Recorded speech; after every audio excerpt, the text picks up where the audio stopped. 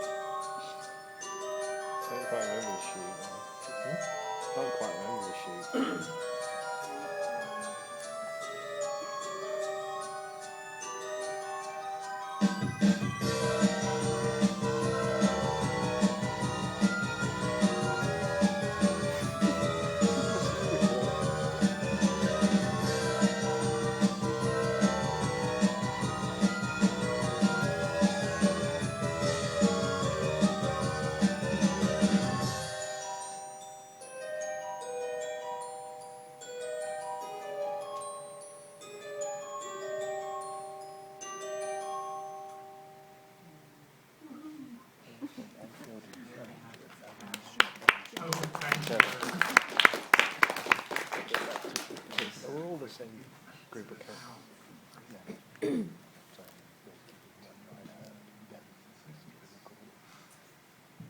yeah, so that's what I do. I make weird animations and I stick them on the internet, and for some reason people like them and pay me to make more, and that's how I survive.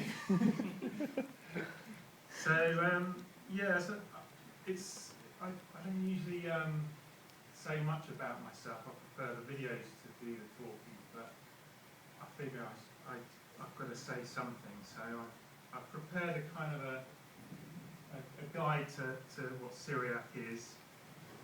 Cyriak is my real name that I was born with, and it is a real name. It's just kind of not used very much. So let's go first. A brief history of Cyriak, right? This is the first ever animation that I put on the internet back in 2004. And I'd only just recently discovered computers and the internet. I'd studied animation back in the last century. Bloody hell. I graduated in 1998 without having a clue about anything other than drawing storyboards and writing essays about postmodernism, which is all they really taught us. And I've never had to write an essay about postmodernism since then. I haven't really done many storyboards either. I don't usually bother with my stuff, because I just make it up as I go along. But yeah, the years passed, and eventually I stumbled across the internet and saw that you didn't have to draw 24 frames a second on bits of paper and then cast it around animation festivals to get it seen. You could just whip something up in a couple of hours and Photoshop and run it online. And when I put this on the internet, my website crashed from the bandwidth that was being used, which was kind of a bit new to me. So I spent the next couple of years just making these funny little things, chucking them out there. They get passed around, sometimes they come back to me. And then 5 years later, the same thing, but a bit more refined.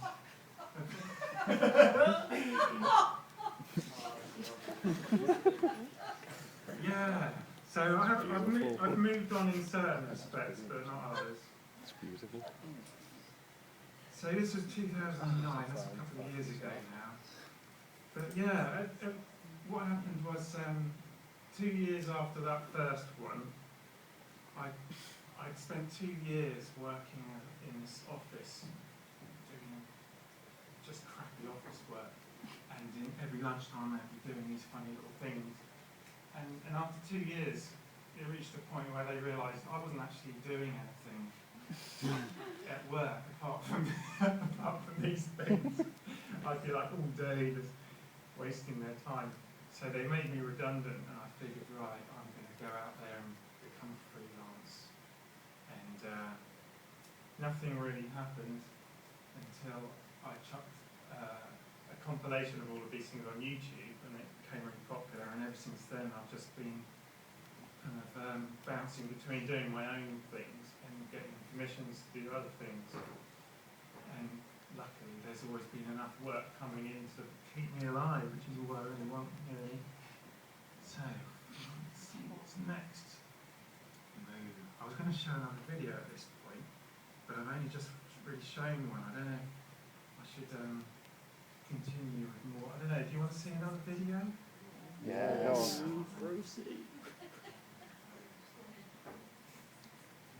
I'll show you Meow, which is kind of one of the earlier things I did with After Effects. You can tell because it's still 4:3.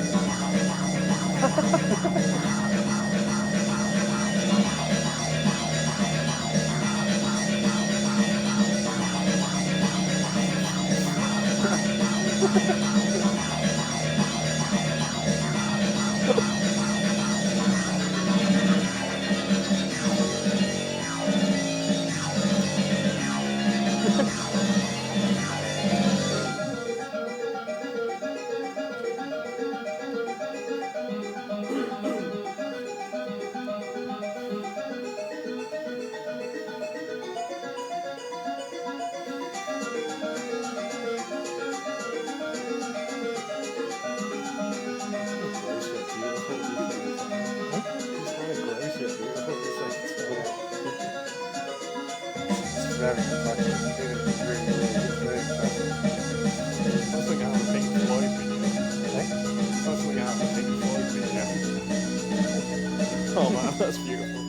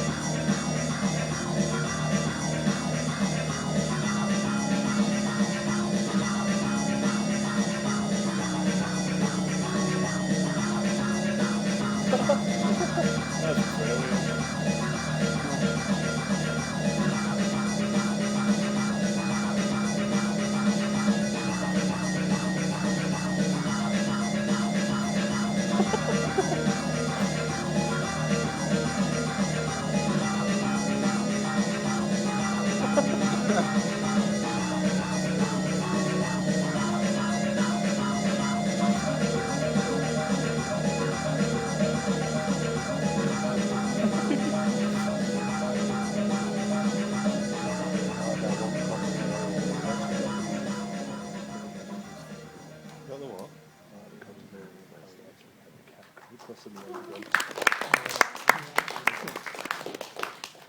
So this is the kind of thing that I get up to, and left to my own devices. Siri facts. Right, most frequently asked Cyriak questions. So I get a lot of questions asked of me, and they're all the same. They're all. So I've kind of compiled a list of them here. Let's see. What kind of drugs are you on, and where can I get them? Asked by Alan Titmarsh there. Just making a big one. And the answer is a lovely cup of tea. That's all I need. I find that the real world is strange enough as it is, without having to add to it. So, onwards. What software do you use? Where can I get it? And how do I use it? I want to make videos just like yours. This must be the most frequently asked question I ever get, actually. To which the answer is, I've drawn a little graph here to explain this one. So here we have the 3 programs that are used in my videos and the percentages. So we've got Photoshop for cutting out photos, After Effects for animating them, and my brain for thinking up of ideas. It's kind of quite an important one, that part of it. I think a lot of people just think they can get this software and just press a button and it come up with amazing stuff, but you kind of need a brain as well to go with it. I find it helps. The next Siri fact. Can you make a cool 6-minute animated music video for a rock band that no one has ever heard of and has no money and sounds terrible? This is another one of the daily emails I usually get from people who've set up a band on MySpace and have no money and expect me to make a music video for them. To which the answer is thus. Is in pictorial form, the words, the picture speaks 1,000 words. I don't actually say that to them, though. I don't type the reply email. I give them a nice polite response and say, I'm a bit busy at the moment, sorry. Where do you get your crazy ideas from? This is kind of a weird question to ask. That's Richard Stilgo there, who you might not know unless you're above a certain age. Yeah, I always find this a very strange question to ask because where does anyone get their ideas from? You just think them up and pop them into your head. So, but I've gone into it in a bit more detail here. I've drawn a little Venn diagram to explain where ideas are formed. So you've got things I hate, things I like, and horrible things. And where these kind of overlap is where the ideas spring from. So for example, strange ideas is kind of things I hate and things I like. So you've got Elton John with a monkey for a wig trying to escape. Things I like and horrible things, that's where the demented ideas come from. So you've got David Attenborough chewing a monkey's brain. And horrible things, things I hate, that's where the nightmares come from. There's a lovely, who's that, Pat Butcher and Frank Butcher. Kind of a strange parasitical relationship. And in the middle is where the good ideas come from. I'm not sure why Spider Santa crawling out the chimney is a good idea. I thought it was when I made this PowerPoint presentation a couple of years ago. So, but hopefully that kind of helps to explain or muddy the waters enough that I don't have to explain any further. Here we have a diagram of Cyriak in relation to time and space. I should probably explain this a bit. It might help if I actually point at certain things. So, for a while, I might have to figure it out. So, what you got here, the blue line represents time. So you have the past going that way, the future this way, and the present is here. And if we go 2 weeks into the future, we meet the wall of uncertainty. Anything beyond that, I don't know what's going on. I never planned that far in advance. And then 2 weeks in the past, we meet the wall of can't remember. I just generally can't remember anything that I did more than 2 weeks ago. And here we have the space axis of the graph with various distances, the kitchen, the bedroom, the supermarket.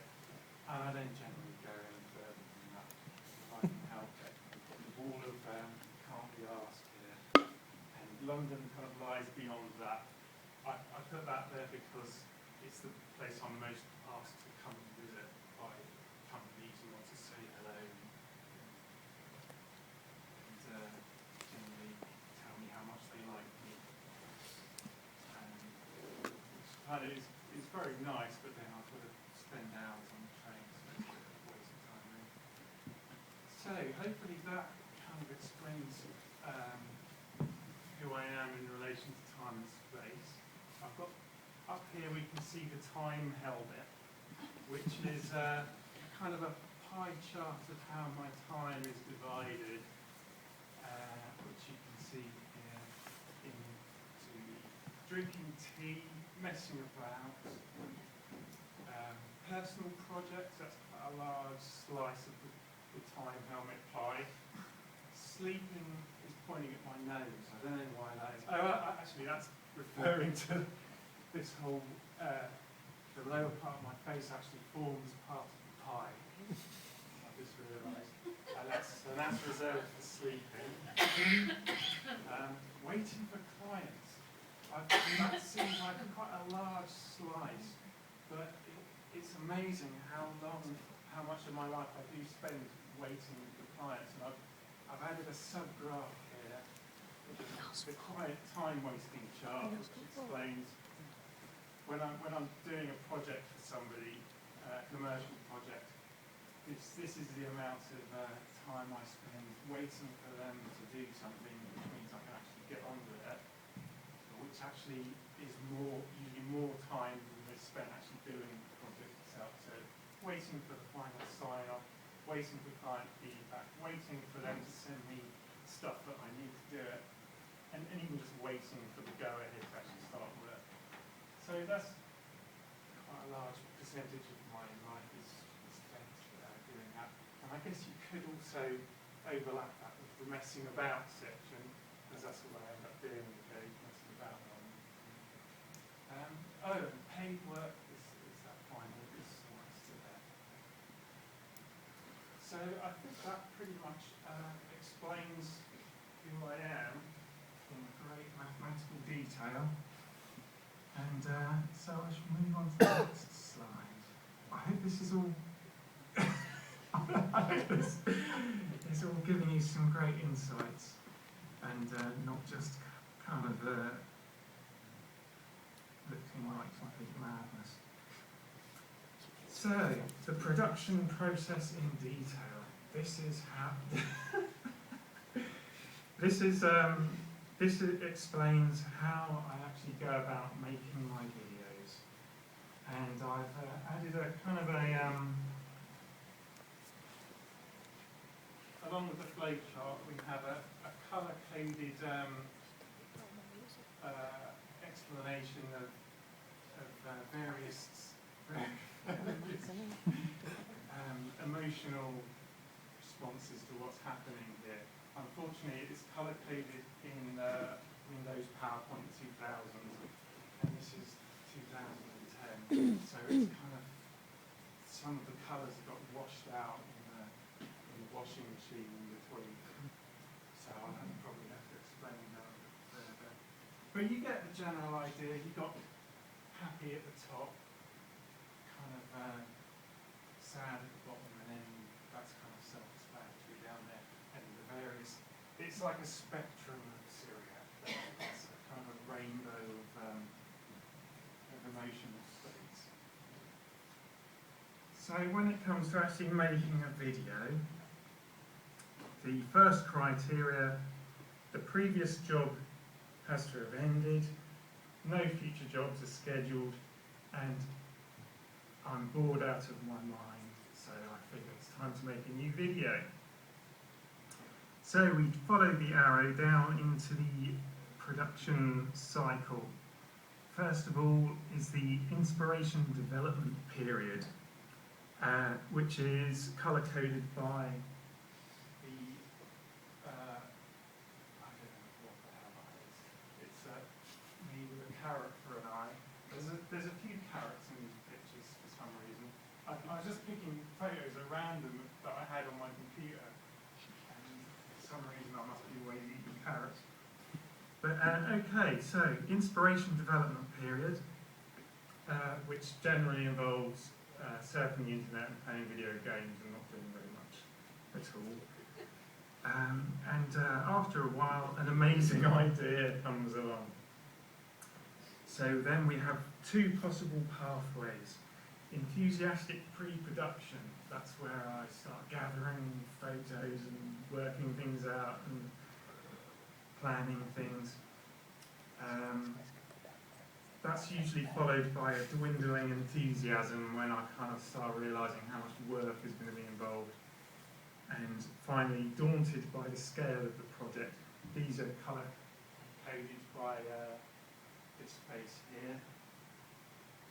And we move on to can't be asked for an amazing idea. And then it can go either two ways, either back into inspiration development period, or, and then it just goes round and round the cycle, or eventually it'll come out the bottom bit, start messing around with some random video footage and stick one of my songs on it, and that's what generally happens. So I think I should show you another video, which is the kind of the result of this production process. So let me think, what can I show you that illustrates that perfectly? Probably this one. This is the prime example of that.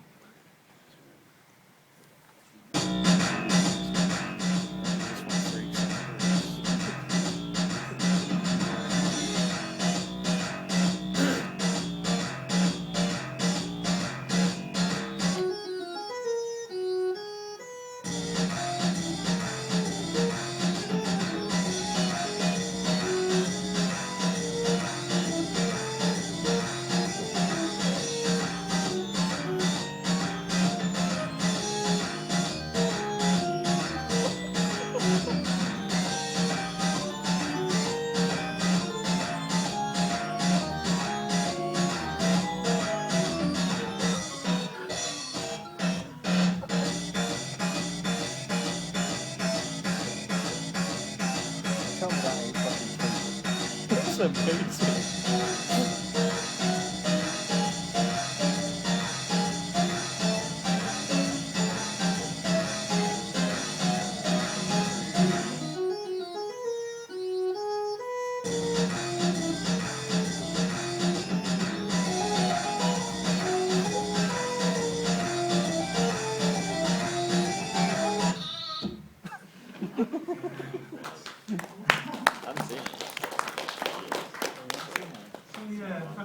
That's 2.5 weeks of me messing around with a video of a sheep that I took near I live.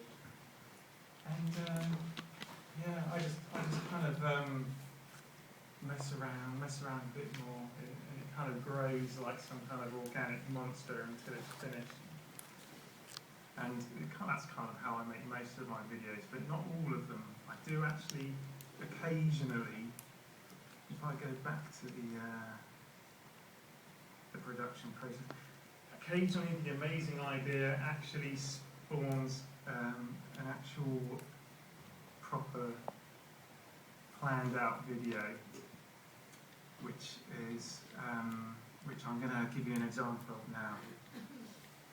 This is the question, the mathematical formula that was playing on my mind a few years ago. Kittens plus zombies equals what? So I decided to make a video, a zombie film with cute kittens, basically, just to see what it would look like. And I had a song that I made a while before, and I thought that might work with it. So I thought for this one, I wanted to try something different. I got a friend of mine who does illustration to do all the artwork for it, which meant I had, because someone else is involved, normally it's just me, I had to actually properly plan out everything that was going to happen in it, which is annoying, because it meant I had to actually draw a storyboard, which I don't normally bother with. And yeah, I can actually draw quite well. It's just that I've spent so many years cutting out photographs because it's quicker that I've kind of forgotten how to draw properly. So that explains why it's kind of a bit scribbly and rough. But this is very rare. You don't often get storyboards of my stuff. So you can generally see what happens there. Kittens are running around, eating each other and shooting each other and stuff. So I gave that to my friend who was tasked with designing all these characters and the general land that they're going to run around in. It's all 2D stuff. So here we have a selection of zombie kittens, a selection of victims, an assortment of internal organs at the top, and a kind of a town for them all to mess around with at the bottom. So what happens next? The animatic. I'm assuming that some of you do animation, so you know about animatics. It's basically the whole thing, the whole video, in a really rough form, just so that you can see the timing of the scenes, so you'll know what kind of stuff you'll need for certain bits. I'm wondering if this is actually going to work, because I'm having problems. I'll show you a bit of that. I think I've got it here somewhere. Or have I? Let me just check.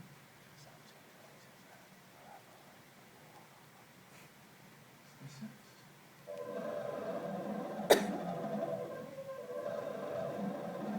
So yeah, it doesn't get much more basic than this.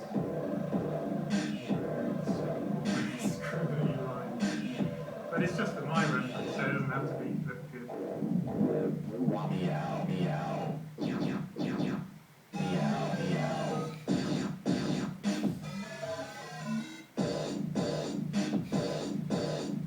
So that kind of gives you the idea of what that is about.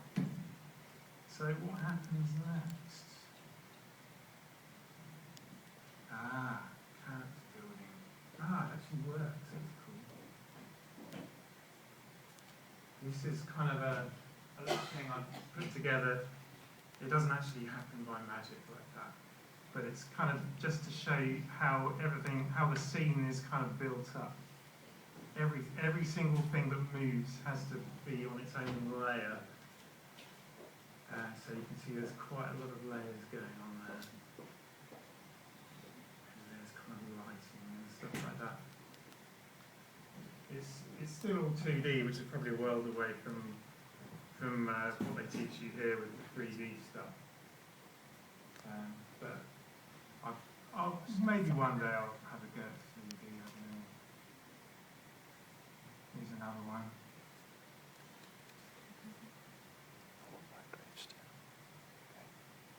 There's the graveyard scene. So I think maybe I should actually show you what the end result was. It took in all about 6 weeks, I think, to animate it all. So I may as well show you what it looks like in the end.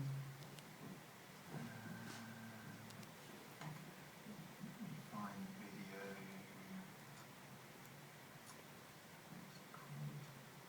And here we go.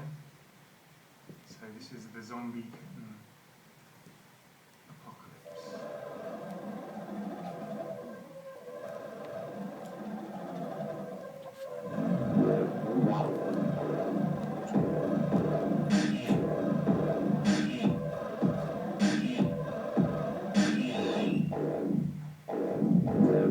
Meow, meow. Meow, meow.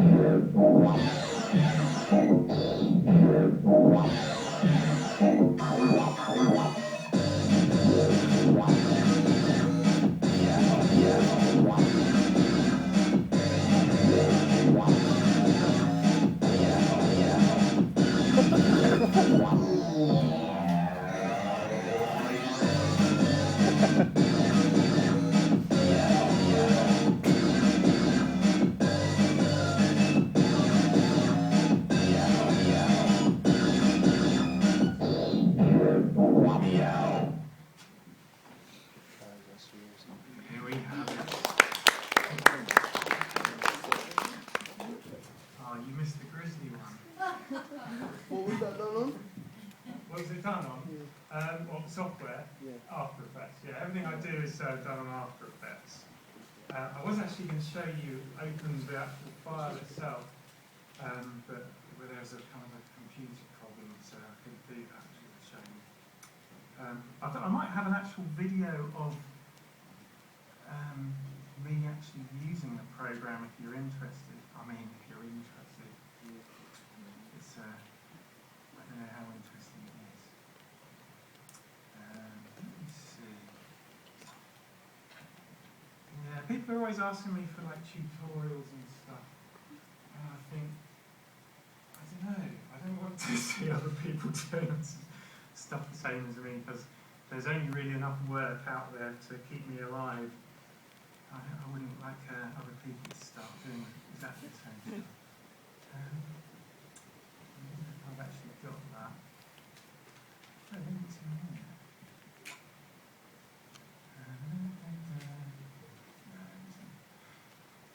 Yeah, it's. I don't know if you're familiar with the program. It's kind of like Photoshop for video. So with a bit of Flash mixed in. So you've got a kind of a list of assets you can use, like photos, video clips, whatever. You can kind of pick them and bung them on the stage where you're animating them, and then you've got a timeline at the bottom. You can tell things like move from here to here, and that's it basically. I'm not even sure if I'm actually meant to be doing stuff like this using it. I think that most people use it for adding special effects to films and stuff, like lens flare, things like that. So I'm not sure if I'm kind of pushing it a bit further than it's meant to be used, but oh yes, back to the very interesting PowerPoint presentation. Let's see what's happening next. Monkeys. Ah yes, this is a funny one. Everything I've been talking about up to now has been what I get up to in my free time. But in order to actually have any free time, I've occasionally got to do some work, which is a shame. But so one of the things I do for a living is work for bits and pieces for advertising. And I prepared a little video which kind of summarises my experience of working with ad agencies. So let me just find this video.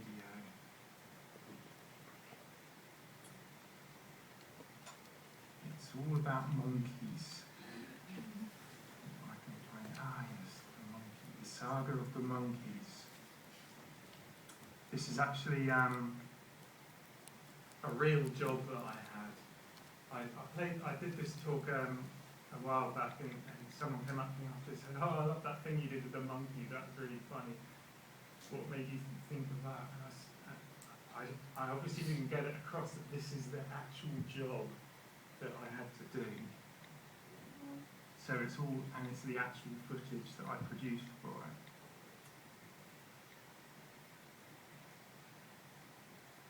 Hi Cyriak. We need a 1-second animated clip of 3 wise monkeys moving their hands to cover their eyes, ears and mouth.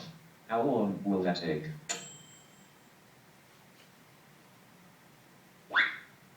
Can we try it with some different monkeys? Can you give the monkeys more expressive faces? Can you give the monkeys less expressive faces? Can we try it with some ornamental monkeys? Can you give the ornamental monkeys more expressive faces? Can you give the ornamental monkeys less expressive faces? Instead of monkeys, can we try pyramids with hands that come out all in flags and a surprise camel in the foreground? Can you make the hands and flags look like terrible animated clip art? Can we try it with some different pyramids? Can we use still flags instead of animated? Can we go back to ornamental monkeys, but using this horrible photo we have taken?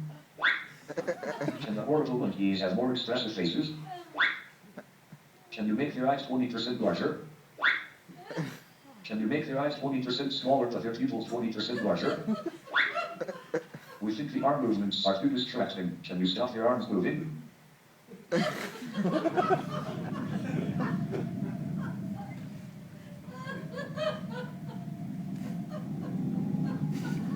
Hi Cyriak. We decided not to use the monkeys in the end. Goodbye. So there you have it. That's what it's like working with ad agencies. I can't complain because it just means that every job you do takes 4 times as long as it needs to, and you get paid 4 times as much for it, which is good. But yeah, you want to get used to that if you're going to be doing anything for adverts. I did a job recently, I think it's for Trident chewing gum, which was like a bunch of 1-minute videos, and a 1-minute video takes me about a week to produce, and somehow this ended up taking 4 months to produce 4 of these things, which is it means that I can survive for a little while without having to work, which is cool. But it's a bit of a drag sometimes. I shouldn't really complain though. I hope the guy who I did that for never actually sees that. That's the reason I don't put it online anywhere, just in case. So don't tell him. I did another job for him with a polar bear, an animated polar bear just walking along for some TV advert. And so I did this, and it looked quite good, and it looked quite realistic even. And he kept coming back to me saying, "Yeah, can you make it a bit rougher, a bit kind of more rough around the edges?" And every time he wanted it a little bit more rough, and in the end it looked, I I had to make it look like it had been torn out of some newspaper and was animated 2 frames, this bear kind of running along. And I just thought, wow, why are you even asking me to make something that looks like someone who can't do it has done it? And yeah, I don't know, they get very precious about these things. I went online afterwards and actually looked up this advert, this TV advert on YouTube, and all the comments were basically how really annoying and shit it was, and how much they hated it. So, I don't know what you can glean from that. So that's the saga of the monkeys. So while on the subject of what I do for money, I put together a list of the top 10 strange things I've been paid to animate. How are we doing for time, by the way? How long have I? Cool. So yeah, this isn't actually one of the things I was paid to animate. This is just something I use as a background, which is the Chuckle Brothers.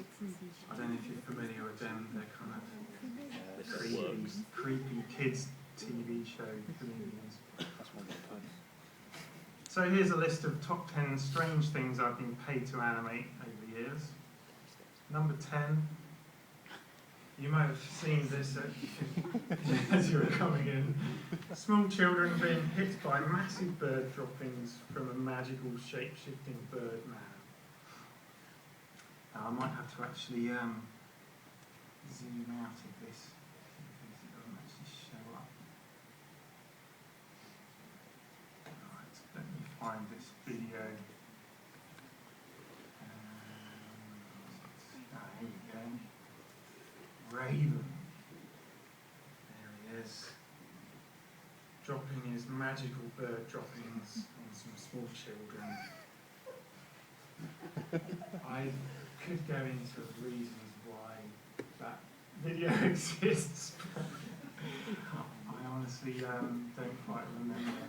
It's one of those jobs where they had some money left over and they said, hey, Cyriak, do us a funny video and here's some footage.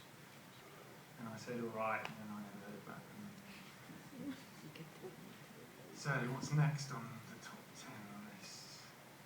Number 9, man vomits stampeding rhinos into a large cup of tea. Let's see if we can find this one. Rhino race.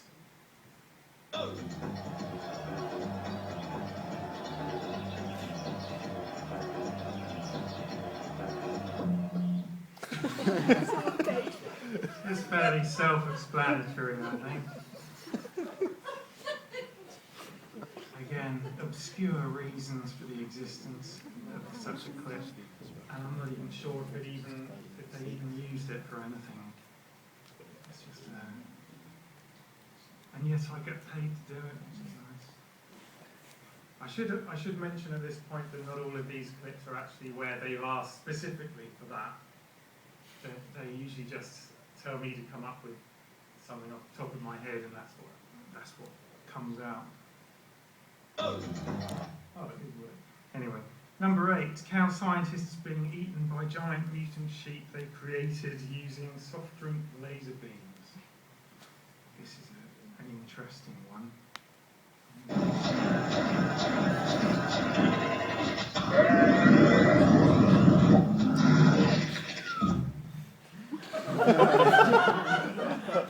That was an advert for Coke Zero I did some time ago, where the brief was just do anything you like, but no exploding guts. I think those were their exact words. And so I thought, oh, okay. And so I showed them that, and they said, cheers, we're not going to use it. It's a bit too strange. But I don't know, they asked for me to do something, they should expect these things. Number 7, the shark, dog, cat, mouse, cheese powered machine. If you're wondering what such a machine could possibly look like, I'll have to show you.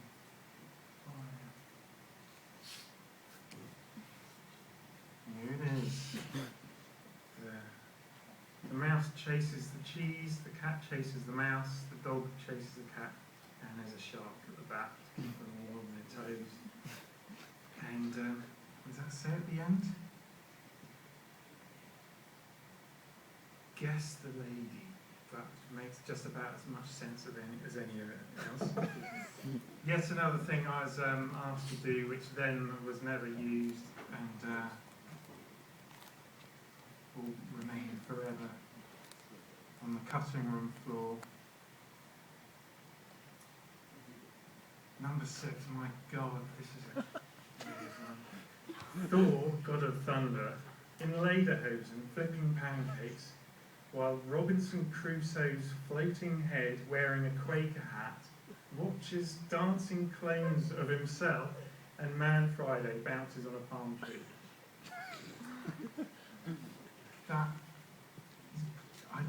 it should probably be a bit higher on the list than number 6, to be honest, but this is what that looks like.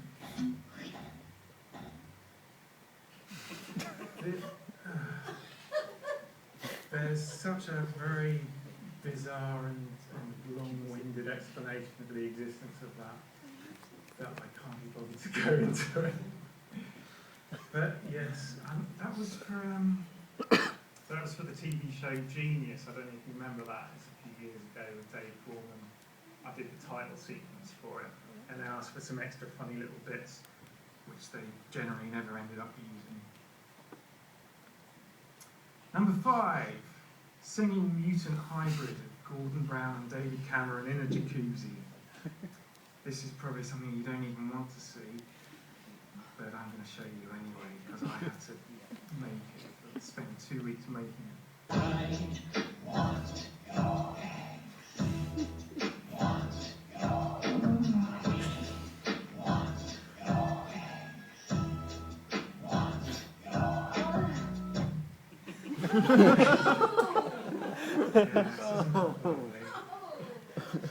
This was one of those projects where, unbelievably, it was specifically what they asked for. It wasn't up to me at all. And oh God, what a stupid project that was. It was for the Liberal Democrats and it was approaching the election. Was it a couple of years back? They wanted to do something which showed how terrible the Tories and Labour were. So they paid me to do this thing, and it was like a whole music video. But they faffed around so much, changing bits and pieces of it, that it was only actually finished 2 days before the election. So it was uploaded the next day, and then the day after that it was taken off. And I think maybe about 100 people saw it. And that's like, I mean, it's not just the weeks that I spent working on it. They had a man singing and music, and it's quite amazing the amount of money they have to throw away on these things, and no one ever gets to see it. Number 4, sound waves transform Birmingham tourists into Regina Kitty.